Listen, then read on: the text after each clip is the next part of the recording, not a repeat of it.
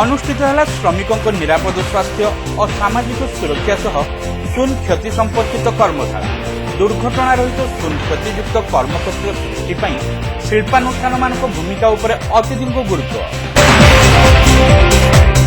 विभिन्न सरकारी और बेसरकारी क्षेत्र में कार्यरत श्रमिक मान सुरक्षा और निरापद स्वास्थ्य संपर्क में सचेतनता सृष्टि कार्य करुवा इंडो जर्मन फोकल पॉइंट बा आईजीएफपी संगठन पक्षरु उत्तर ओडिशा जिला मानकरे उत्पादन एमएसएमई निर्माण और बंदर परिचालना क्षेत्र में कार्यरत श्रमिक मानक निरापद स्वास्थ्य और सामाजिक सुरक्षा सहित शून्य क्षति संपर्कित एक कर्मशाला बालेश्वर सहर उपकंठ बांपदा स्थित नुसी बिजनेस पार्क ठारे अनुष्ठित हो जाइछि। राज्य सरकार श्रम और श्रमिक बीमा विभाग बा ईएसआई बालेश्वर जिला प्रशासन और उत्तर ओडिशा शिल्प महासंघ नोसी राज्य एमएसएमई विभाग और जर्मन सामाजिक दुर्घटना बीमा बा डीजीयूवी संगठन सहयोग में अनुष्ठित एही कर्मशाला को जिलापाल दत्तात्रेय भावसाब सिंधे उद्घाटन करने सहित श्रमिकों निरापत्ता और सामाजिक सुरक्षार विभिन्न दिग संपर्क में आलोचना करथिले। श्रमिक मानक निरापत्ता और स्वास्थ्य रक्षा केवल आलोचन सीमित न रही वास्तव क्षेत्र में कार्यान्वित होगा उपरे से गुरुत्व आरोप करथिले। एथिपई सरकार नियम भित्तिरे नियमित श्रमिकों सह ठिका श्रमिक मानक निरापत्ता को नहीं शिल्पानुष्ठान मानकर भूमिका उपरे जिलापाल श्री सिंधे आलोकपात करथिले। श्रमिक मानक तुरंत स्वास्थ्य सेवा प्रदान पई राज्य सरकार प्रस्तावित ईएसआई हॉस्पिटल निमंते शिल्पांचल निकटवर्ती अंचल जिला प्रशासन पक्षरु स्थान जोगाई दिया जिवो बोली श्री सिंधे सूचना देथिले। We have seen that in last 2 decades there is lot of liberal amendments in labor laws. So lot of discretion has been given to the industrialists, to businesses. Those were not there before the liberalization era. And so the responsibility of the industrialists, the responsibility of the business houses has increased actually. As we all know, there are a lot of people, all of you engage very few people in organized sector, in formal sector on your payroll. But there are a lot of people who are engaged on casual labor basis or on outsourcing basis. So all the labor laws, basically almost all the labor laws talk about the formal sector engagement or the organized sector engagement. But we have to take care, though the labor laws have been liberated and you have been given a lot of discretion in engagement of laborers. The issue is not only about paying them regular wages or not paying them regular wages, but so it may be a very small amount, but it shows your commitment towards your laborers, your commitment towards your employees. So that should go on. There are 2 things that this Bhadrak incident has told us, and it is about the fire safety of our employees, of our factories.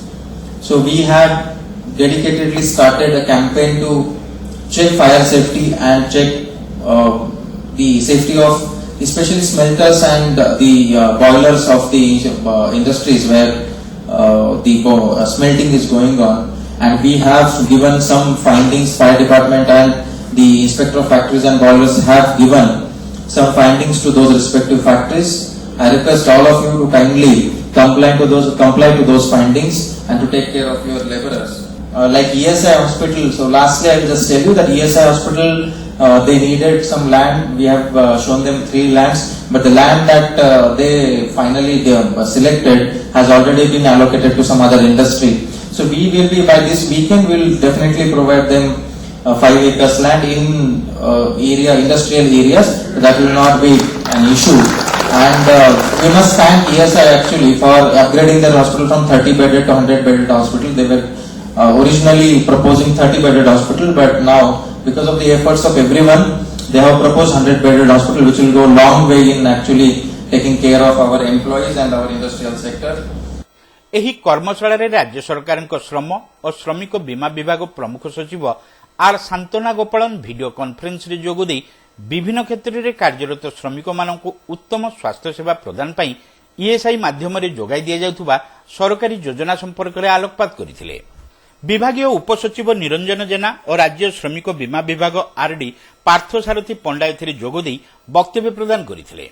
राज्य श्रमिक बीमा विभाग पूर्वतन बीमा आयुक्त तथा आईजीएफपी निर्देशक BK Sahu एथिरे प्रारंभिक सूचना सहित कर्मशालार आभिमुख्य उपरे आलोकपात करथिले। उत्तर ओडिशार शिल्पानुष्ठान सहित औद्योगिक क्षेत्र में कार्यरत श्रमिक मानक स्वार्थ रक्षा पई एथिरे जड़ित समस्त अनुष्ठानक मध्यरे सचेतनता सृष्टि एही कर्मशालार मुख्य उद्देश्य बोली से कहिथिले। दुर्घटना रहित शून्य क्षतियुक्त कर्मक्षेत्र सृष्टि पई आईजीएपी और डीजीयूबी पक्षरु समस्त प्रकार वैषयिक सहायता प्रदान करा जाउथबा श्री साहू सूचना दैथिले। किछि कोनसे दुर्घटना रे एक्सीडेंट हबो नहीं, दुर्घटना हबो नहीं, कोई मृत्युवरण करबेनी आइ लक्ष्य नहीं। इंडो जर्मन फोकाल पॉइंट तल स्तर डिस्ट्रिक्ट लेवल रु अंतर्जातिक स्तर रे आज प्राय 2350 समीक्षा करि सारलेनी। या द्वारा आमर प्रति स्टेट रे प्रति डिस्ट्रिक्ट रे केमिति आमर इंडस्ट्री पाखरे आमर वर्कर पाखरे ए मेसेज जीवो जे जीरो फैटालिटी, जीरो मृत्युवरण और जीरो दुर्घटना केमिति रहिबो। एथिपाई कोन दरकार जे आज प्राय 170 इंडस्ट्रीज एठारे एकत्रित होइचंती। एनओसीसीआई जो चैम्बर ऑफ कॉमर्स, लेबर और ईएसआई डिपार्टमेंट आमर ओडिशा गवर्नमेंट रो एवं आमर जो एमएसएमई डिपार्टमेंट अछि, एमाने समस्त मिसिकरी आज आमे एठारे दिनिकिया वर्कशॉप करूछु। यार उद्देश्य होछि केमिति वर्कर पाखरे आमे पहुंची करी कोविड पर आपण मान जानिथिबे देश रे बहुत क्षति होइछि, हजार हजार लोक मरिचंती। आ प्रति वर्ष आपण मान देखिबे आमे जो स्टैटिस्टिक्स आमे रखिछु 250 मिलियन एक्सीडेंट होउछि, 6,85,000 एक्सीडेंट रे होउछि। प्रति 8टा एक्सीडेंट होउछि प्रति सेकेंड रे।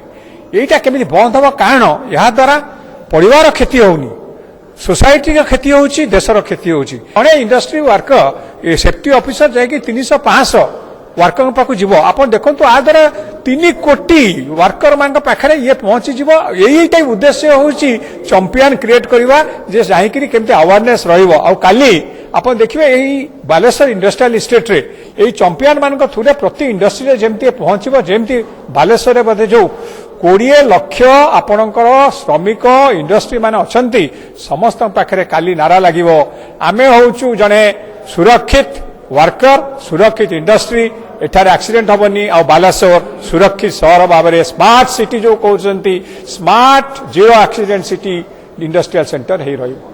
नोसीर सभापति पीके डाभे एथिरे स्वागत भाषण सह कर्मशालार आवश्यकता संपर्क में सूचना देथिले। आपका वेतन के अलावा हम लोग देते हैं जो वर्कर्स को, उनको यदि हम फैमिली मेंबर की तरह उनको ट्रीट करें, जब वो फैक्ट्री में आते हैं तो उनकी सब जगह के तरह से उनकी सुरक्षित रहे और उनको ट्रेनिंग दे के, ताकि वो हमेशा उनको ये ना लगे कि हम फैक्ट्री जा रहे हैं तो हमारे जीवन में रिस्क है।